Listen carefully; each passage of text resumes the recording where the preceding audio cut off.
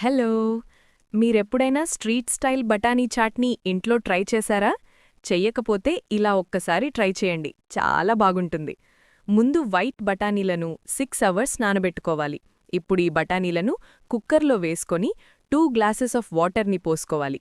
ఇప్పుడిందులో 1 spoon salt, half spoon పసుపు, 4 drops oil వేసుకోండి.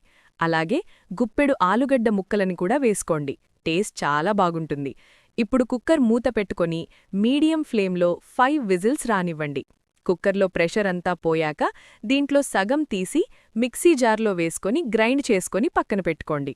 ఇప్పుడు అదే కుక్కర్లో కొద్దిగా ఆయిల్ వేసుకొని సన్నగా కట్ చేసుకున్న వెల్లుల్లి, కొద్దిగా జీలకర్ర వేసుకొని వేగాక చాప్ చేసుకున్న మిర్చి, అలాగే అనియన్ని కూడా వేసుకొని అవి కొద్దిగా కలర్ చేంజ్ అయ్యేదాకా వేయించుకున్నాక చాప్ చేసుకున్న 2 టమాటోలు వేసుకొని కొద్దిగా సాల్ట్ వేసుకొని మూతపెట్టి కొంచెం టమాటోలు మెత్తపడ్డాక బఠానీలను వాటర్తో పాటు గ్రైండ్ చేసిన బఠానీ పేస్ట్ని కూడా కొద్దిగా వాటర్ కూడా వేసుకొని కారం, చాట్ మసాలా వేసి దగ్గరయ్యేదాకా మూతపెట్టుకొని ఉడికించుకోవాలి.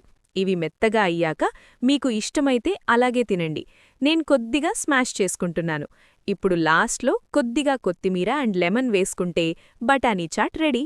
తర్వాత చాట్ని బౌల్లో ట్రాన్స్ఫర్ చేసుకుని ఆనియన్స్ అండ్ కొత్తిమీరతో గార్నిష్ చేసుకొని తింటే సూపర్ ఉంటుంది. Follow for more recipes.